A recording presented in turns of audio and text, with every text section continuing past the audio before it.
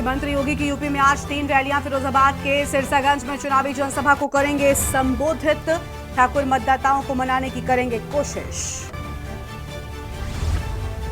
अमेठी राहुल गांधी कल दाखिल करेंगे नामांकन। अमेठी सीट से स्मृति ईरानी को टक्कर देने के लिए मैदान में उतरेंगे।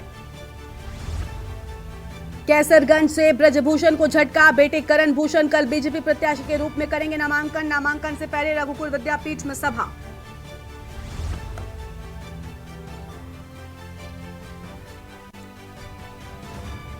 अमित शाह बरेली, बदायूं और सीतापुर में करेंगे रैली। चुनावी जनसभा को करेंगे संबोधित। मायावती ने तीसरी बार आजमगढ़ से टिकट बदला। मशहूद अहमद को उतारा। कैसरगंज गोंडा से ब्राह्मण चेहरे को टिकट। 6 प्रत्याशियों का ऐलान। श्री कृष्ण जन्मभूमि शाही ईदगाह मामले में आज होगी सुनवाई। कोर्ट में हिंदू पक्ष की बहस पूरी। कहा ईदगाह का 2.5 एकड़ का एरिया भगवान का गर्भगृह। आप देख रहे हैं के न्यूज, खबरों का सारथी। नमस्कार, आप देख रहे हैं के न्यूज इंडिया। मैं हूं आपके साथ गरिमा बाजपेयी। खबर उत्तर प्रदेश की शुरुआत करेंगे कुछ अहम खबरों के साथ में, और खबर है बरेली से, जहां पर आज बीजेपी दिग्गजों का चुनाव प्रचार देखने को मिलने वाला है। गृह मंत्री अमित शाह और ब्रजेश पाठक का बरेली का दौरा है। अखिलेश यादव भी बरेली में करेंगे चुनाव प्रचार। तीनों स्टार प्रचारक पार्टी प्रत्याशी के लिए वोट मांगेंगे। तो यह बड़ी जानकारी आपको हम बता रहे हैं। और 5 मई को थम जाएगा चुनाव प्रचार। अमित शाह हाटमान कॉलेज मैदान में करेंगे जनसभा। ब्रजेश पाठक इन्वर्टिस यूनिवर्सिटी में जनसभा करेंगे। अखिलेश यादव देवचरा में करेंगे जनसभा। बड़ी जानकारी आपको हम बता रहे हैं। ब्रजेश पाठक इन्वर्टिस यूनिवर्सिटी में जनसभा करेंगे।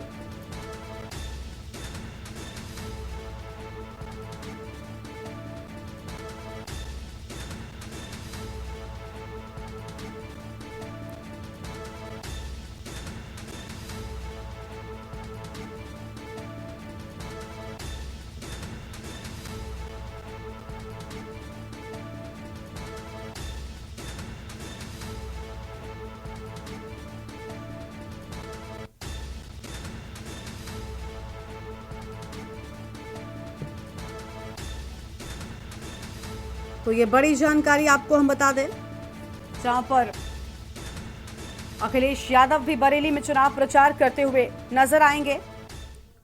और इसी खबर पर अधिक अपडेट के लिए हमारे साथ हमारे संवाददाता केशवानंद जुड़ चुके हैं। केशवानंद, दिग्गजों का चुनाव प्रचार जो है वो लगातार जारी है। तीसरे चरण में 7 मई को चुनाव होना है और लगातार सभी पार्टियों के दिग्गज पूरी कोशिश यहां पर लगाते हुए नजर आ रहे हैं।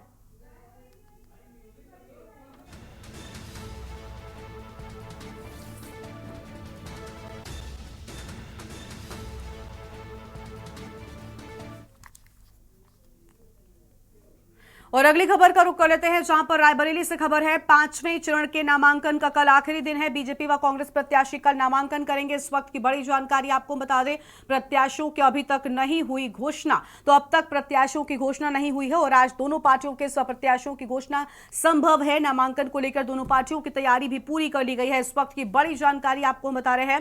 और बसपा प्रत्याशी ठाकुर प्रसाद आज नामांकन करेंगे। ये बड़ी खबर आपको बता दें, बीजेपी व कांग्रेस प्रत्याशी कल नामांकन करेंगे। ये अहम जानकारी आपको हम बता रहे हैं।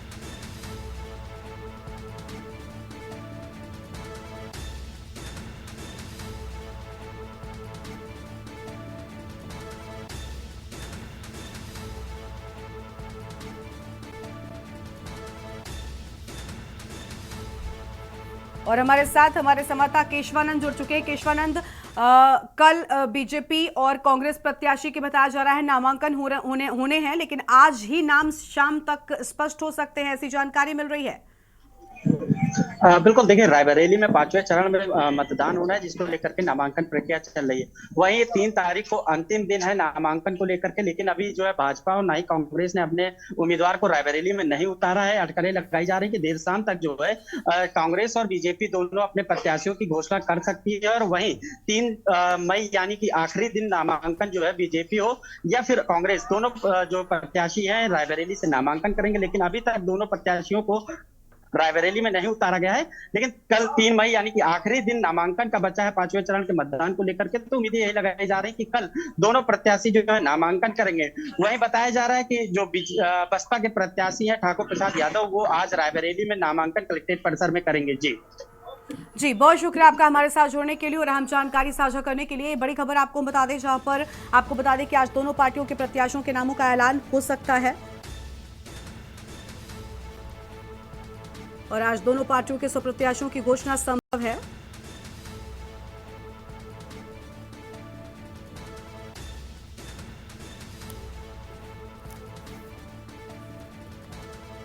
और 26 अप्रैल से नामांकन की प्रक्रिया चल रही है। बड़ी जानकारी आपको हम बता दें, 5वें चरण के नामांकन का कल आखिरी दिन है। बीजेपी व कांग्रेस प्रत्याशी कल नामांकन करेंगे।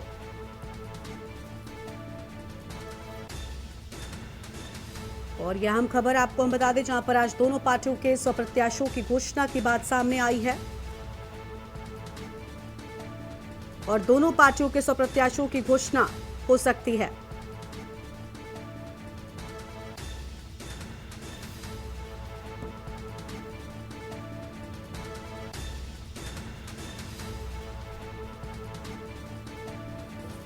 तो देखिए, सीसी की बैठक में बताया जा रहा है कि एक नया अपडेट भी सामने आया है। इस वक्त की बड़ी जानकारी आपको बता दें, रायबरेली से खबर एक तरफ बता रहे हैं, जहां पर बीजेपी व कांग्रेस के प्रत्याशी कल नामांकन करेंगे, लेकिन शाम तक ऐसी उम्मीद लगाई जा रही है कि जो नाम है वो स्पष्ट हो जाएगा, तस्वीर साफ हो जाएगी कि आखिर इस बार कौन चुनावी मैदान में दोनों दलों की ओर से होगा। क्योंकि अब तक यहाँ पर एक तरफ कांग्रेस पार्टी ने तो अपने प्रत्याशियों के नाम छिपाए, लेकिन दूसरी ओर बीजेपी भी अब तक यहाँ पर जो उम्मीदवार है वो नहीं उतार पाई है। इंतजार लगातार उस नाम का है जो चुनावी मैदान में इस बार देखने को मिलने वाला है। बड़ी जानकारी आपको हम बता रहे हैं, जहां पर देखिए आज बसपा प्रत्याशी जो है वो तो नामांकन कर देंगे, लेकिन वहीं बीजेपी और कांग्रेस के जो प्रत्याशी हैं वो कल नामांकन करेंगे, लेकिन आज शाम तक नाम सामने आ जाएगा, ऐसी पूरी उम्मीद जो है वो लगाई जा रही है। और माना यह जा रहा है कि सीईसी की जो बैठक हुई है उसमें नाम को लेकर पूरी चीजें स्पष्ट हो गई है। कांग्रेस नेता जयराम नरेश का बयान भी सामने आ चुका है, आज शाम तक ऐलान हो जाएगा। तो आज शाम तक ऐलान यानी आज ही नाम स्पष्ट हो जाएगा, तस्वीर साफ हो जाएगी।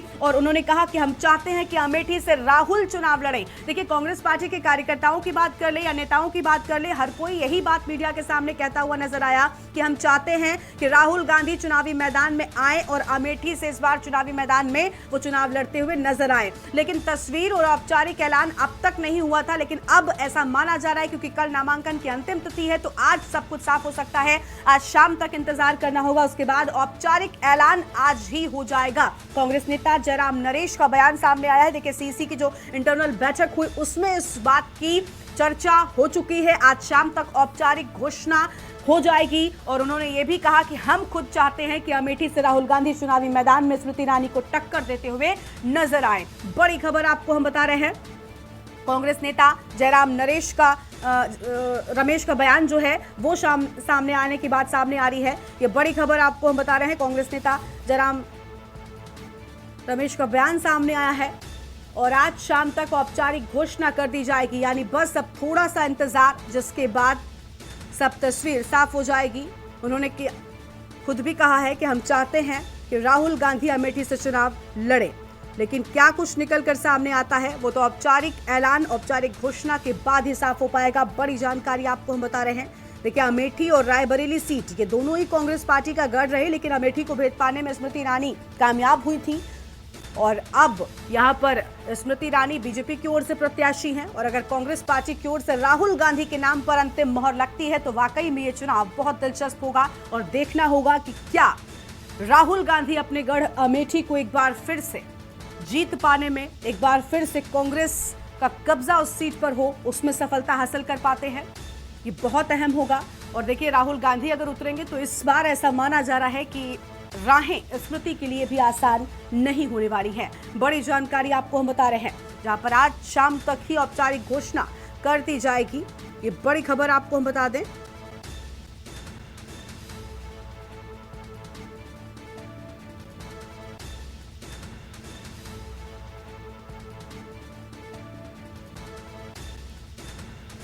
तो यह अहम खबर, जहां पर आज शाम तक औपचारिक घोषणा हो जाएगी। आज शाम तक का इंतजार, उसके बाद अंतिम मोहर जो है वो नाम पर लग जाएगी।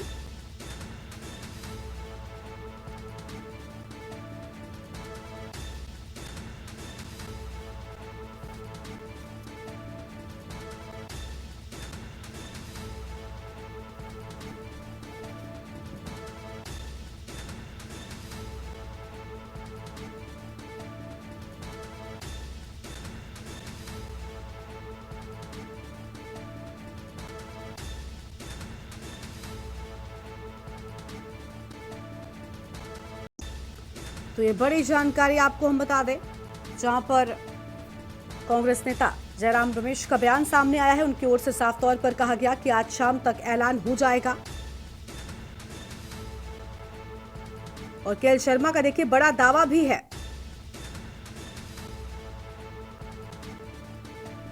सोनिया गांधी के करीबी हैं केएल शर्मा।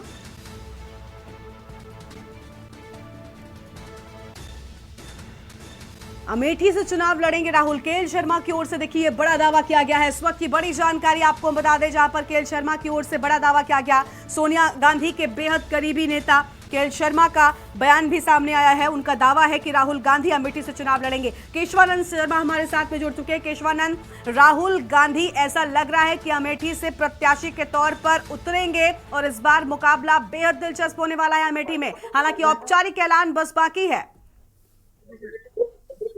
बिल्कुल, देखिए अभी औपचारिक ऐलान नहीं किया गया है, लेकिन बताया जा रहा है कि राहुल गांधी जो है अमेठी से चुनाव लड़ेंगे।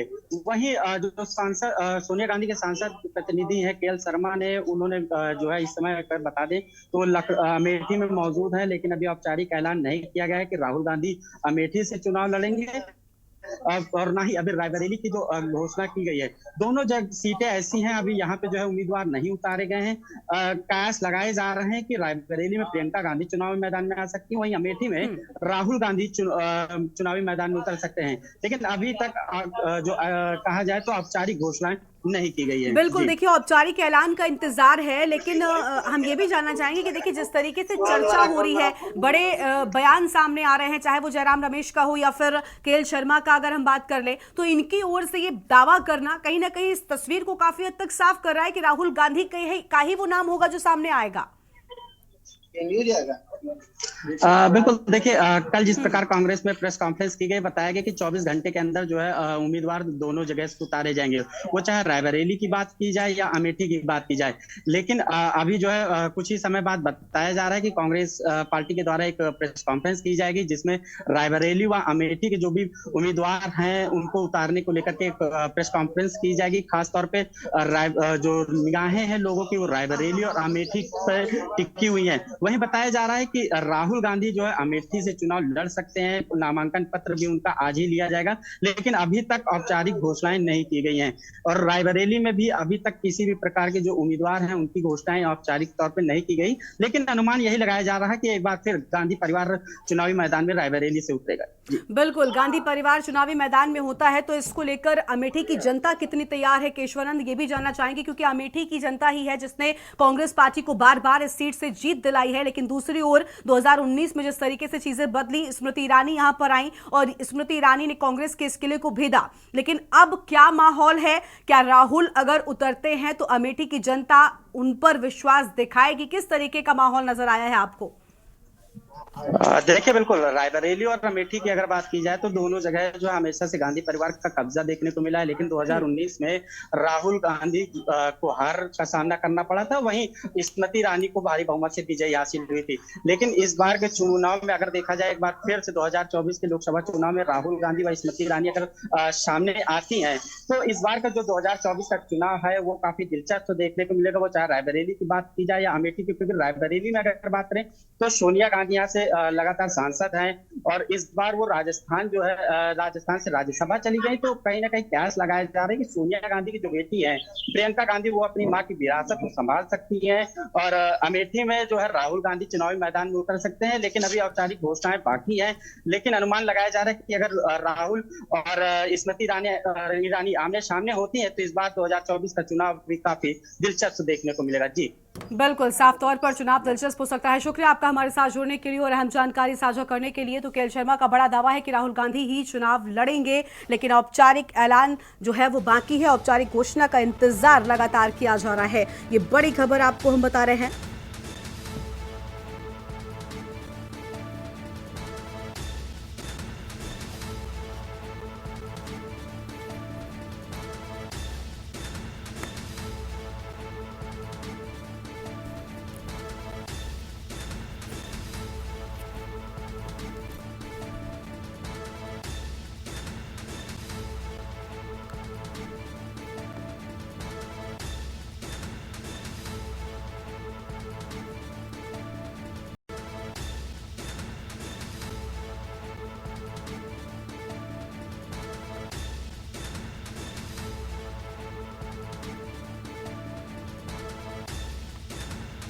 और अगली खबर का रुख कर लेते हैं। अगली खबर आपको मेरठ से बताते हैं। इसी बीच मेरठ से बड़ी जानकारी सामने आ रही है। मेरठ से बड़ी जानकारी आपको हम बताएंगे।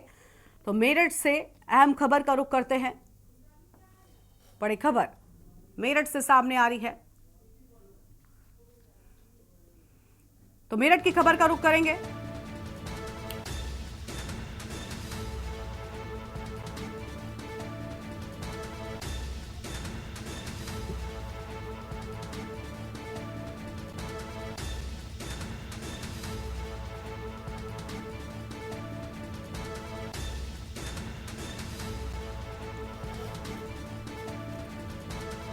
तो मेरठ से यह बड़ी जानकारी आपको हम बता रहे हैं। पड़ोस की दुकान कराई गई खाली।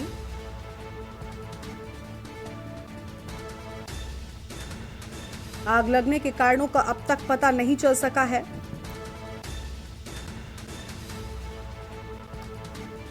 तो आग लगने के कारणों का अब तक पता नहीं चल सका।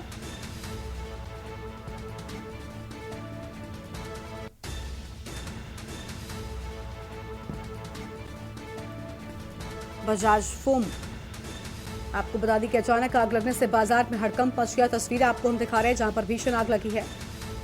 दमकल की कई गाड़ियां आग बुझाने में जुटी हुई हैं। मेरठ से यह बड़ी जानकारी आपको बता दी। दमकल की कई गाड़ियां आग बुझाने में जुटी हुई हैं। तस्वीरें आप देख पा रहे हैं। भीषण आग लगने से हड़कंप मचा।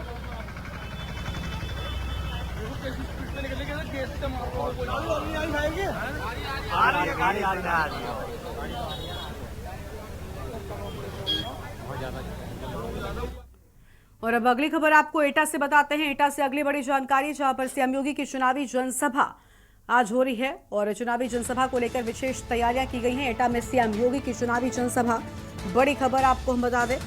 और बुलडोजर लेकर पहुंचे हैं बीजेपी के कार्यकर्ता।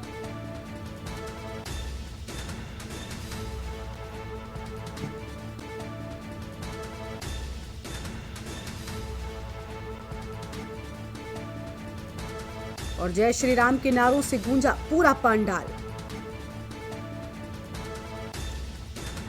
लोकसभा प्रत्याशी के समर्थन में जनसभा की बात।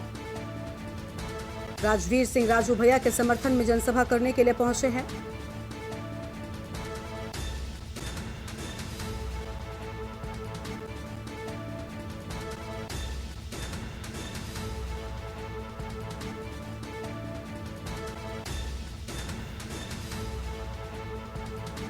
जय श्री राम के नारों से गूंजा पूरा पंडाल। आगे बढ़ते हैं खबरों की ओर। बदायूं और बरेली के दौरे पर आज अखिलेश यादव 2 चुनावी जनसभाओं को संबोधित करेंगे। बदायूं में आदित्य यादव के समर्थन में जनसभा, बरेली में नीरज मौर्य के समर्थन में जनसभा। शाम 4:45 पर इटावा के लिए होंगे रवाना। तो ये बड़ी जानकारी आपको हम बता रहे हैं, जहां पर बदायूं में आदित्य यादव के समर्थन में जनसभा की बात सामने आई है।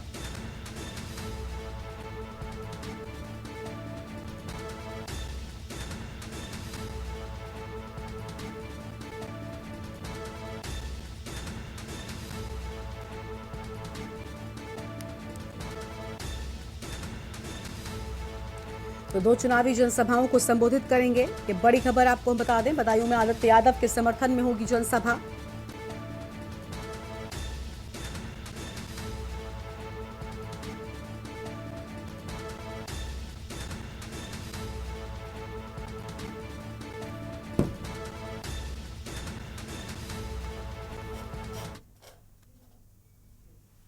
और आगे बढ़ते हैं खबरों की ओर। लखनऊ से खबर, जहां सैफई परिवार को घेरने की तैयारी, बीजेपी ने बिछाई बिसात। सम्मेलनों के जरिए बीजेपी बना रही है माहौल। कन्नौज, मैनपुरी, आजमगढ़, फिरोजाबाद, बदायूं पर रणनीति बनाकर काम कर रही है बीजेपी। ओबीसी और एससी नेताओं को सपा के गढ़ में उतारने की बात। एमपी के सीएम की भी लगाए जा रहे कार्यक्रम, दोनों ही डिप्टी सीएम की भी लग रही ड्यूटी। बड़ी जानकारी आपको बता रहे, टिकट कटने से नाराज हैं।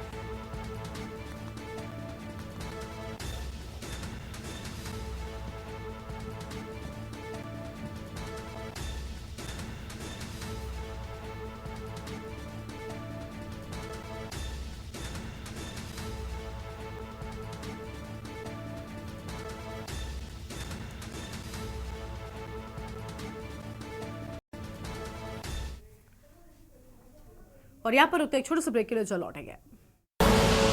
आप देख रहे हैं के न्यूज खबरों।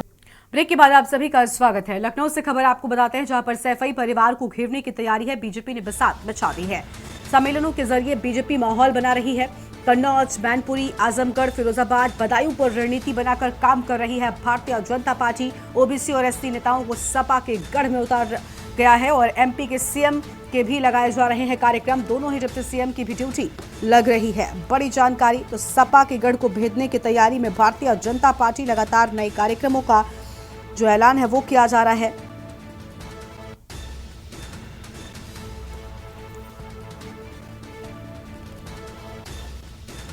दोनों ही डिप्टी सीएम की लग रही है ड्यूटी।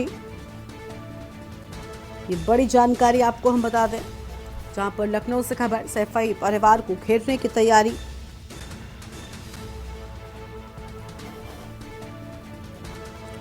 और सम्मेलनों के जरिए बीजेपी माहौल बनाती हुई यहां पर नजर आ रही है।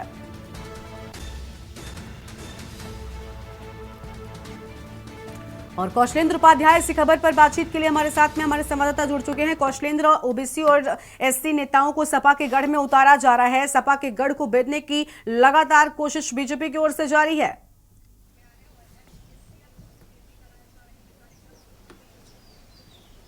जी बिल्कुल, देखिए आपको बताएं कि जो मैनपुरी, कन्नौज, आजमगढ़, फिरोजाबाद, बदायूं, ये तमाम जो है सपा के गढ़ की जो सीटें बोली जाती थी, भारतीय जनता पार्टी ने वहां पे जो है अपने तमाम नेताओं को उतार दिया है इस चुनाव प्रचार में कि जो भी नेता हो, जो भी वहां उसकी पकड़ हो, तमाम लोग उस लोकसभा क्षेत्रों में प्रचार प्रसार करेंगे और लोगों से जनसंपर्क करेंगे, जिससे जो है समाजवादी पार्टी का जो गढ़ है, अगर गढ़ की बात की जाए तो बदायूं हालांकि जो है सीट हार भी चुके हैं, वहीं कन्नौज भी हार चुके हैं, फिरोजाबाद भी हार, लेकिन बचा हुआ सिर्फ जो मैनपुरी है उस सीट पे भी जो है तमाम नेता देखिए उतर गए हैं। वहीं मुख्यमंत्री योगी आदित्यनाथ, वहीं एमपी के सीएम, उसके बाद जो है दोनों डिप्टी सीएम और तमाम संगठन के पदाधिकारी और मैनपुरी आसपास के जो है लोकसभा क्षेत्रों में डेरा डाले हुए हैं।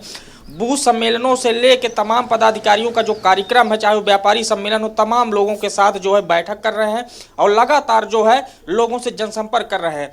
वहीं अगर बात की जाए कि बीजेपी की जो रणनीति है, वो कहीं न कहीं जो भीड़ है, जो लोगों के बीच में जो सपा के प्रति जो है, जिनके जो सपा से थोड़ा भी दूरी जाना चाहते हो, कहीं न कहीं वो बीजेपी उनको अपने पाले में पूरी कोशिश कर रही है कि वो आ जाए, किसी तरह जो है इस सपा के गढ़ को एक बार किले को भेदा जाए और जो नेता हैं, जो पकड़ वाले नेता हैं, वो तमाम जो है कि इनको हर जगह लगाया जाए, चाहे वो बूथ के अध्यक्षों के सम्मेलन हो या चाहे जिला सम्मेलनों को, महिलाओं के लिए जो महिला विंग की जो पदाधिकारियों, तमाम लोग वहां पे लगा दिए गए हैं और वहां पे तमाम वो बैठके और रोड शो, चुनाव प्रचार का घर डोर टू डोर जो सम्मेलन है, उनका वो कार्यक्रम वहां पे शुरू हो चुका है।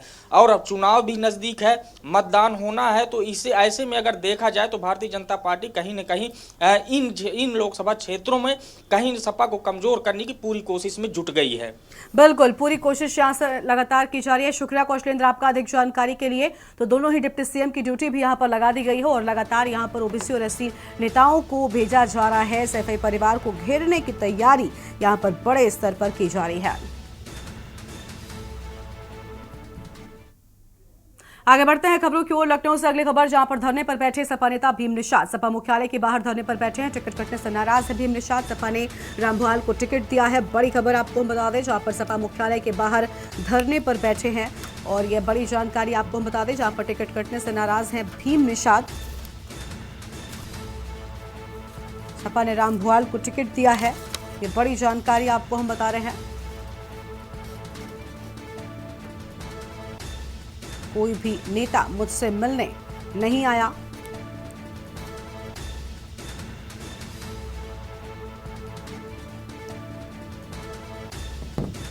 और जब तक अखिलेश यादव से जवाब नहीं मिलता तब तक मैं यहां से नहीं जाऊंगा, इस तरह की बातें कहते हुए नजर आए हैं। परिवार व समर्थकों के साथ धरने पर बैठे हैं भीम निषाद। आगे बढ़ते हैं खबरों की ओर। बुलंदशहर से खबर आपको बताते हैं, जहां पर नहर पटरी किनारे मार्ग पर आग लगी। शरारती तत्वों ने आग लगाया। वन विभाग कर्मचारियों में हड़कंप मचा हुआ है। धुआं फैलने से राहगीरों को परेशानी हो रही है। तो धुआं फैलने से राहगीरों को हो रही परेशानी, वीडियो सोशल मीडिया पर वायरल हुआ है। ये बड़ी जानकारी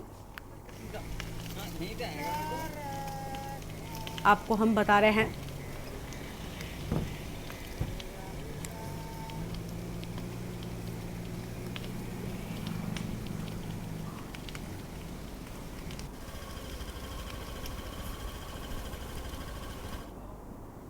और उत्तर प्रदेश की खबरों में इतना ही। तमाम खबरों के लिए आप देख रहे हैं के न्यूज इंडिया। नमस्कार।